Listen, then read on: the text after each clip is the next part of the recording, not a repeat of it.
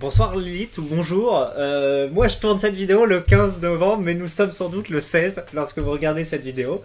Et bien aujourd'hui, nous allons nous pencher sur une défaite qui serait humiliante, celle de 1870. Donc une défaite, une guerre qui a vu se dérouler un conflit franco-prussien. Qui a notamment donné lieu. Alors en fait, je sais pas, je connais vraiment pas cette époque, mais je sais qu'à un moment, vous savez, il y a eu la Révolution, donc donc on est passé d'un régime monarchique à plutôt parlementaire. Après, il y a eu la Restauration de je sais pas quand, où donc il y a eu la restauration de la monarchie. Et après la Restauration, il y a eu peut-être une autre république, je crois, hein. Il y a eu une république. Cette république s'est faite défoncer par les Prussiens en 1870. Et après ce défonçage en règle, il y a eu Napoléon III, donc ce qu'on a appelé le Second Empire, et ce qui a donné, c'est notamment le théâtre de mon œuvre littéraire préférée, donc les Rougon-Macquart. J'en ai lu 15 sur 20, voilà, 15 sur 20, si ça vous parle, les Rougon-Macquart. Donc ce sont tous les livres de Émile Zola qui suivent, pas forcément chronologiquement, mais grosso modo, ça part d'un petit village de campagne à peu près, enfin plutôt une grosse ville, c'est un peu comme Aix-en-Provence, où au départ il y a un peu les premiers membres de la famille qu'on va suivre, et puis après ça se développe, donc ça va aller dans les mines, et c'est mon livre préféré, Germinal, dans les mines dans le Nord. Il y en a pas mal qui vont se passer à Paris, dans la bourgeoisie, avec Pot-Bouille, donc ça c'est plutôt classe moyenne on va dire, petite bourgeoisie, dans les hautes sphères avec le deuxième la curée ou Sa Majesté Eugène Rougon. Là c'est vraiment les très très hautes sphères, il y en a un qui est ministre et l'autre qui est quelqu'un de très riche qui travaille avec le baron Haussmann pour refaire les rues de Paris. Il y a toujours Paris, là par contre les ouvrières, hein, le prolétaire avec comment elle s'appelle, au bonheur des dames, je sais plus comment elle s'appelle, la femme qui travaille. Il y a Nana, hein, qui se balade entre les deux, puisque c'est une courtisane.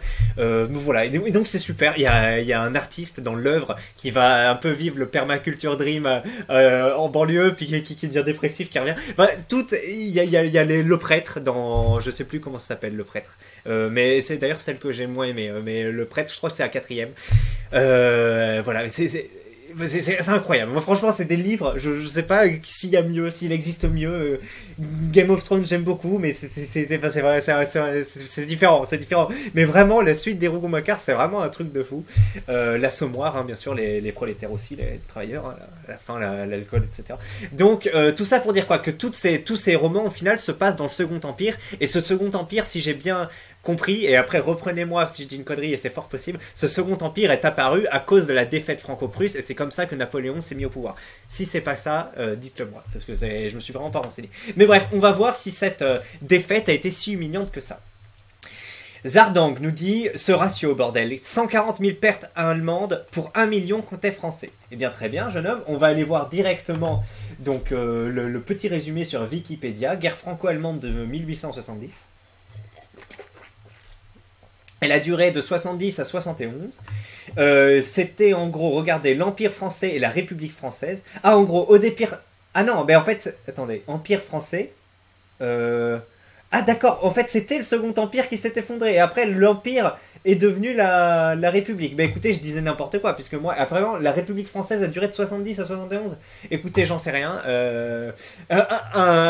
Je mettrai un commentaire épinglé qui veut bien m'expliquer comment en fait ça s'est articulé entre Restauration puis Second Empire, puisque j'ai l'impression que j'étais de la merde.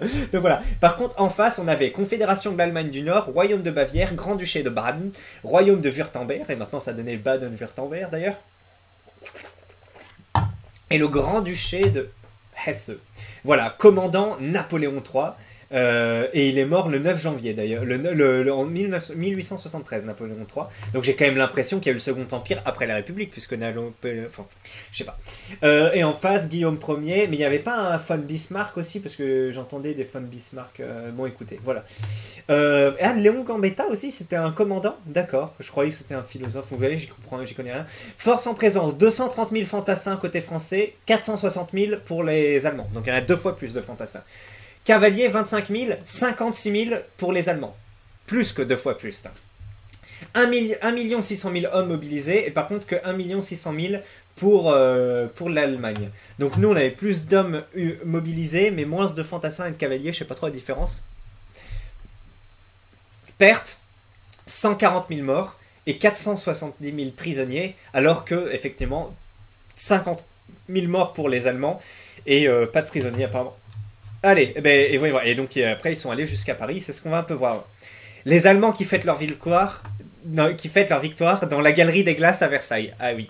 Et alors juste, je vous fais une petite parenthèse avant qu'on lise le topic. J'ai revu encore un truc de Bégodeau, là, le débat Bégodeau contre Polony. Et en fait, oui, cette défaite a tellement marqué les esprits qu'après, en fait, tu transformes un peuple avec l'éducation nationale, en gros. Et dans l'éducation nationale, du coup, ils avaient plus mis l'accent sur, enfin, je sais pas quel programme, mais c'était vraiment sur attention à l'allemand, fierté nationale. Et du coup, les mecs qui ont grandi dans les années 80, 90, 1880, 1890, et qui sont arrivés à la vingtaine, la trentaine, voire un peu moins, quand ils étaient en 1914, ils étaient mûrs pour aller se farcir de l'allemand parce qu'ils avaient été conditionnés par l'éducation nationale, les valeurs, etc. Bien sûr, après, c'était le schéma inverse pour les années 40, hein, où vraiment il y avait plus de conscience nationale ou autre, ou conscience militariste. Et moi, j'ai terminé de lire la promesse de l'aube de, comment il s'appelle, de Romain Gary. Et effectivement, dedans, il décrit la société des années... plutôt des années 40-50, et en gros, ouais, en fait, dans les années 40, avant la guerre, et même pendant la guerre, c'était genre ringard d'être patriote, de faire se battre pour son pays. Il y a des scènes pareilles où il décrit ça, ou même genre, c'est drôle, parce qu'on a tendance à fantasmer une ancienne France des générations antérieures, où ils étaient très patriotes, etc. Mais c'est vrai qu'en 40, en tout cas, c'est bien décrit dans le livre, donc je vous conseille de le lire. Enfin, c'est l'un des livres les plus connus français, hein, du siècle dernier, La promesse de l'aube, mais voilà, je vous l'invite à le lire. Il coûte pas cher, hein, vous pouvez le trouver un peu partout en vente, promotion ou autre, enfin en promotion en seconde main, là, d'occasion. Voilà. Et alors, qu'est-ce qu'on nous dit après? La campagne de 1806. L'auteur ne sait pas poster un lien. Donc lui, 1806, ça a l'air d'être du Napoléon. Donc en gros, il lui dit oui, mais en 1806, Napoléon les a solidement tringlés, quoi. La défaite des Autrichiens contre les Prussiens est du même niveau. Donc même humiliation de l'autre côté. Donc nous, on est d'un côté, nous on est à droite-gauche. Donc on est à gauche de l'Allemagne, mais ceux qui sont à droite, l'Autriche s'est pris une petite déculottée aussi. Ce que dit Zemmour, c'est... attends, c'était Zemmour ou Napoléon qui disait... En gros, il y a des pays qui ont une armée... Peut-être que c'était Zemmour en citant Napoléon. Et la Prusse, c'est une armée qui a un pays. J'ai entendu Zemmour dire ça une fois, mais il devait parler de Napoléon. Parce que ça n'a pas de sens de parler de la Prusse aujourd'hui. Donc voilà. Sauf que 10 ans après, Napoléon est vaincu par ces mêmes Prussiens. Alors moi, j'y connais rien. Hein, donc n'hésitez pas à faire étalage de votre science dans les commentaires, mais dites pas de conneries comme moi. Voilà. Napoléon III qui fait n'importe quoi et suicide la France, on est pensé de grande puissance à perdant. C'est vrai, je sais pas. Et Vienne, la capitale donc historique et emblématique, n'a pas été capturée par les Allemands, alors que nous, Paris oui, et la galerie des glaces aussi. Ils se sont fait complètement humilier par les coups diplomatiques de Bismarck. Si je pouvais voyager dans le temps, je voyagerais dans le passé pour casser le fiac de la mère de Bismarck. Donc apparemment Bismarck, qui était même pas marqué là, regardez, il n'était pas marqué Bismarck, hein. Regardez, Bismarck. Il n'y a pas Bismarck. Mais alors pourquoi tout le monde parle de Bismarck? Sans déconner, ma culture de cette guerre est très faible. Dire que les Allemands se sont inspirés de Napoléon pour créer une Allemagne forte après cette frile la fessée par ce dernier, nous dit Nanoléon. C'est un peu partisan, Nanoléon, mais c'est possible. Est-ce que tu es partisan ou est-ce que c'est la poule ou la fou, vous voyez? C'était une connerie de déclarer la guerre à la Prusse. Complètement orchestré par les médias d'ailleurs, qui ont chill à mort le désir, ouais, la Prusse a insulté la France, je sais pas ce que ça veut dire chill. C'est le peuple qui a déclaré la guerre, pas le gouvernement. Sans cette guerre, la France ne se serait jamais alliée à l'anglosphère qui fut l'une des pires erreurs de l'histoire de notre pays. J'aimerais bien... oui, mais ça m'intéresse, hein, ça m'intéresse, mais je ne sais pas de quoi on parle, donc au moins je m'instruis en même temps que vous voyez. Campagne de 1806, c'était la Prusse contre la France. Campagne de 1870, c'était tous les États allemands contre la France. Oui, sauf que les autres États allemands ne servaient à rien. C'est la Prusse qui a fait tout le boulot. Effectivement, on parle de guerre franco-prussienne en général. Azincourt était plus humiliant. Donc Azincourt, c'est cette fameuse bataille où il y avait les Français, la fameuse Furia Francese, hein, voilà, bref, qui fonçaient sabre clair sur des gros destriers bien lourds qui coûtent bien cher avec des mecs en armure. Et sauf qu'en face, t'avais des archers, archers longs, je crois, hein, donc des archers anglais et britanniques qui s'entraînaient beaucoup et ils ont humilié notre cavalerie, parce qu'en plus c'était des nobles, ça coûtait cher, les mecs s'étaient vachement entraînés, etc. Et ben ils se sont fait démonter par des arcs, voilà, c'est connu, c'est Azincourt, et peut-être que je dis une connerie, reprenez-moi si vous voulez, vous savez que ça ne me porte pas ombrage. Azincourt était plus humiliant, nous dit-on, oui et non. Azincourt c'était une bataille dramatique par son déroulement, mais ça change pas fondamentalement le rapport de force. Ben là, quand même, on a un rapport de force. On avait le même nombre de personnes mobilisées, mais il y avait quand même 2 fois moins de fantassins et 2 fois moins de cavaliers. Mais après, ça me parle pas. Si les mecs sont pas fantassins ni cavaliers, ils sont quoi alors? Ils servent la bouffe, ils sont infirmiers. Parce que tu peux pas être soldat. Genre, je veux dire, si t'es soldat et pas monté, t'es forcément un fantassin. À part si t'es un arquebusier ou les mecs qui traînent les canons, là, un canonnier. Mais sinon, t'es forcément sans fantassin, non? Je sais pas.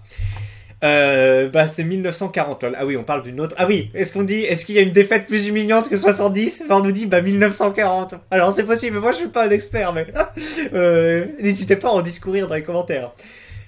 Campagne de Prusse de 1806. En 30 jours, 500 canons et 1200 drapeaux capturés, 2 tiers du territoire prussien devient français. Ouf. Campagne de 6 jours, 1814. En une semaine, Napoléon anéantit l'armée prussienne. Là, qu'on dit. Non mais Napoléon, franchement quand je dis des trucs comme ça m'intéresse. Je me dis mais c'est quoi ce délire? Parce que, et effectivement, quand on voit des vidéos sur internet où c'est le nombre de batailles gagnées par généraux, t'as genre Alexandre le Grand, Gengis Khan et tout. Et déjà Gengis Khan, bah, il a peut-être fait moins de guerres. Lui il faisait plus des... Mais Napoléon aussi il a fait des sièges. Enfin, je vois pas comment. Bref, et t'arrives à Napoléon, genre le deuxième, le troisième, je crois que c'est des Anglais en plus, ou des Allemands, des Allemands nazis, ils en ont gagné plein aussi. Tac, tac, tac, t'arrives 30, 40, 50, et là tu dis, ils ont que 50 guerres, et là t'as Napoléon, genre 1000, tu vois, un truc comme ça, ou 100, mais je sais plus, j'ai plus le rapport d'échelle. Mais apparemment, oui, quand on voit ça, je sais pas s'ils mentent ou pas, mais on se dit, punaise, mais comment il faisait le gars? Première guerre mondiale, 14-18. L'Allemagne humiliée devant toute l'Europe à Versailles. Alors, oui. Je sais pas trop, hein, parce que l'Allemagne, ils se sont fait torpiller leur guerre par leur flotte là de Bismarck, ou je sais pas. Attends, la flotte de quoi? Si, c'était la flotte de Bismarck aussi, non? Qu'on dit par les Japonais, on a été un peu aidé par l'Angleterre et par les États-Unis, mais franchement, j'y connais rien. Vous voyez, je suis vraiment pas. L'Allemagne exclue du Conseil des Cinq et des puissances nucléaires, séparation en 2 États jusqu'en 1980. Donc on sous-entend que ils ont été humiliés après. Ah d'accord. En gros, des défaites plus humiliantes que la France en 70. Et là, il nous dit campagne de Prusse, etc. Première Guerre mondiale, Napoléon. Donc d'accord. Après, c'est à voir. Moi, je ne connais pas trop de critères pour définir l'humiliation d'une bataille ou d'une défaite, mais apparemment, entendons. La guerre d'Algérie serait une défaite plus humiliante, nous dit-on. À part la campagne de Prusse, il n'y a aucune humiliation. Donc apparemment, la campagne de Prusse était quand même une humiliation selon Zardang, l'instigateur du topic. N'empêche que dans les faits, les Allemands vous ont toujours été supérieurs. Maintenant, c'est toujours le cas. Vous vous êtes rattrapés durant la World War I, mais bon, excusez-moi, dans la Première Guerre mondiale, mais bon, tout ça pour se faire annexer intégralement quelques décennies plus tard. Oui, Belgian-Course, c'est vrai, et effectivement. Et les Belges ont notamment joué un petit rôle, je crois, dans cette annexion, mais bon, on peut pas leur en vouloir. Enfin, un faquin comme moi, ça n'a aucun sens que je parle d'histoire parce que j'y connais rien du tout.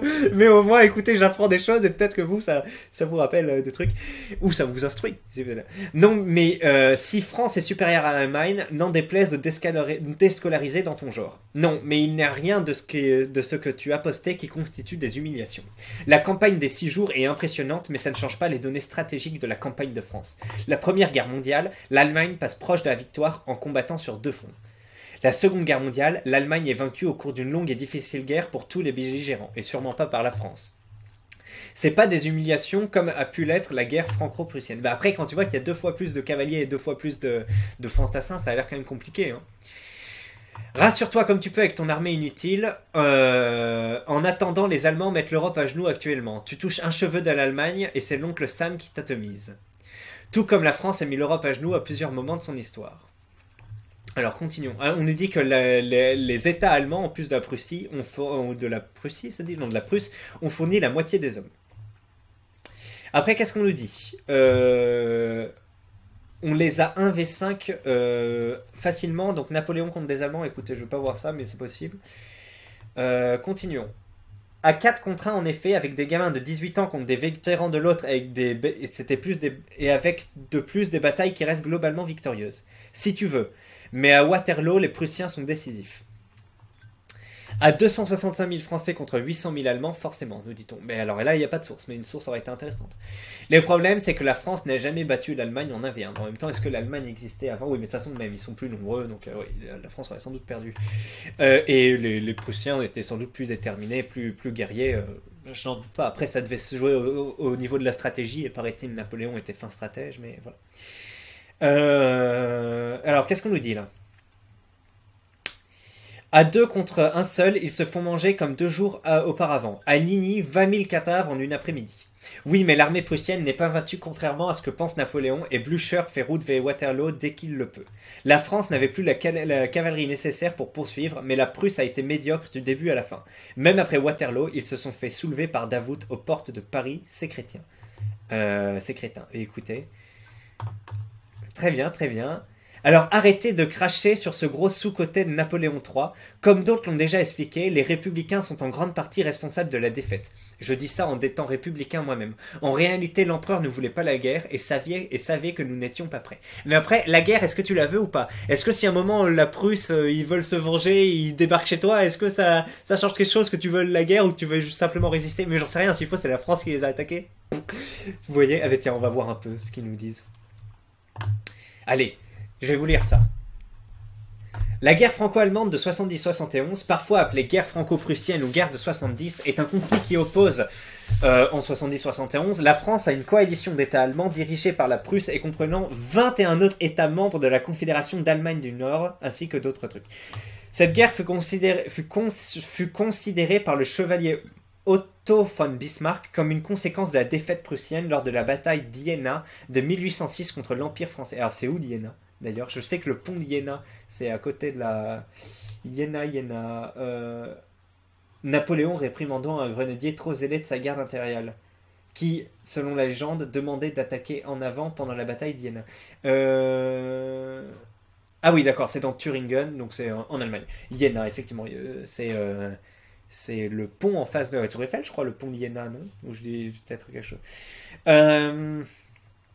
Il tira d'ailleurs après la proclamation de l'Empire allemand à Versailles, sans Iéna, pas de Sedan. En gros, si la France n'avait pas humilié la Prusse n'aurait pas humilié la France derrière. Cette guerre est issue des différentes questions nationales qui poussent les nombreux États allemands à s'unir. La Prusse souhaite réaliser cette union autour d'elle aux dépens de l'Autriche, dans un premier temps, et de la France dans un second temps. Bismarck déforme dans l'opinion un mêlé diplomatique mineur, réglé à l'amiable, et un camouflet insupportable pour tous les dirigeants de l'Empire soutenus par l'opinion publique. Des maladresses politiques de l'empereur Napoléon III vis-à-vis d'autres pays européens isolent la France, mais le régime pousse à la confrontation avec la Prusse, autant pour défaire un rival dangereux que pour agrandir le territoire national. Donc apparemment Napoléon III, on ne sait pas trop ce qu'il a fait, mais apparemment ils nous disent qu'il s'est isolé des autres alliés et qu'en plus il a un peu attisé un peu cherché les noises à l'Empire prusse, ou en tout cas la coalition qui va devenir l'Allemagne. En 70, l'Empire français déclare la guerre au Royaume de Prusse. Ah oui, d'accord, donc c'est littéralement la France qui... Très bien, très bien, très bien. Alors vous savez, je n'avais pas de source à voir quand on disait qu'il y avait... D'accord, c'est littéralement nous qui avons cherché des noises. Les troupes françaises sont néanmoins mal préparées, moins nombreuses, 300 000 contre 500 000, bien plus qu'augurées dans les états-majors, car la Prusse réussit à s'allier avec le Bade, le Wurtemberg et la Bavière. Ok, on croyait qu'ils allaient être seuls, la Prusse, mais finalement ils sont alliés avec d'autres, et manquent d'une stratégie militaire concertée. Les troupes allemandes ont une expérience récente et victorieuse du feu, une artillerie lourde et une excellente formation. Ah oui, donc c'est des vétérans, ils viennent d'avoir une guerre, donc les mecs sont entraînés, voilà. Alors que nous, les Français, ça faisait longtemps qu'on n'avait pas eu de guerre, donc il y a eu ce différentiel aussi. Marqué par les innovations techniques concernant le feu, qui permet un tir plus rapide, et le déclin conséquent de la place de la cavalerie, le conflit tourne rapidement à l'avantage des Allemands. D'accord, donc la France était encore sur une bonne cavalerie, mais apparemment il y avait des nouvelles armes qui étaient plus efficaces. Les Français sont défaits à plusieurs reprises, début août, sur le front de l'Est. L'armée de Châlons vient renforcer le dernier verrou avant Paris. À la place de Metz, Napoléon III, qui dirige l'armée jusqu'au 7 août, jour où il est défait sévèrement, cède le commandement au général MacMahon, qui est connu, MacMahon. Il laisse la régence à son épouse Eugénie de Montijo. Donc Eugénie était la chef de la France à un moment épais. Encerclé à Sedan, l'empereur capitule en 70. Cette capitulation entraîne la chute du régime et la proclamation de la République. Et vous voyez, j'ai dit une énorme merde. J'ai dit que la République s'était fait battre par l'Allemagne et qu'après c'était Napoléon qui était venu au pouvoir. Pas du tout. Alors pas du tout. Le gouvernement provisoire continue la guerre, mais la masse des volontaires rassemblés par ses représentants manque de matériel et d'encadrement. Le gouvernement est assiégé en Paris. En l'absence de victoires décisives dans le nord, l'est, la Bourgogne, etc., un armistice est signé. Puis la signature, etc. Ok.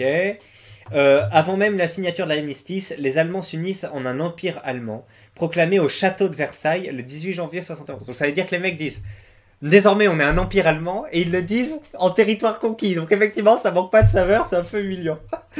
La victoire entraîne l'annexion par le Reich de l'Alsace et d'une grande partie de la Lorraine que la France ne récupérera qu'en 18 à la suite de la Première Guerre mondiale. Eh ben, le nouvel empire affirme sa puissance en Europe au détriment de l'Autriche-Hongrie et de la France. Cette dernière doit également supporter l'occupation d'un bon tiers de son territoire jusqu'en 73 et le paiement d'une indemnité de 5 milliards de francs or. De mars à mai 71, la Commune de Paris, ainsi que celle d'autres grandes villes, se soulèvent contre le gouvernement à majorité monarchique. Celui-ci écrase les communards français durant la semaine sanglante et réprime les autres insurrections jusqu'au 7 juin 71.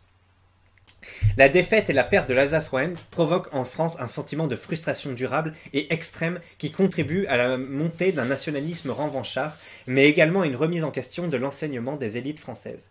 La constitution d'un vaste empire colonial va permettre en partie de retrouver sa puissance mise à mal. Ah, et ça, c'est ce que disait Zemmour, du coup. Que la France humiliée, il l'a dit récemment chez Thinkerview, je crois, que la France humiliée, en fait, c'est ça, a voulu faire d'autres conquêtes en dehors de l'Europe et donc est allé prendre des colonies. Et c'est ce qui est dit là, tel quel, par Wikipédia. Effectivement, la Constitution, donc les conséquences des combats modifient également fortement le droit humanitaire international et marquent l'esprit des artistes qui font dans leur œuvre l'éloge des vaincus. Alors qu'avant on faisait l'éloge des vainqueurs, ben maintenant l'éloge des vaincus. Ok, ben écoutez, on s'est renseigné sur toute cette guerre. Est-ce que ça vous a intéressé? Voilà, petit 70. On s'est rendu compte que je disais d'énormes conneries sur le Second Empire et ceux qui auront quitté la vidéo avant en croyant que j'étais maintenu ces conneries, eh bien en auront pour leur argent. Mais finalement, vous voyez que je me suis rattrapé à la fin. Allez, je vous souhaite une bonne journée et puis on se retrouve pour la deuxième vidéo que je vais tourner maintenant. Salut!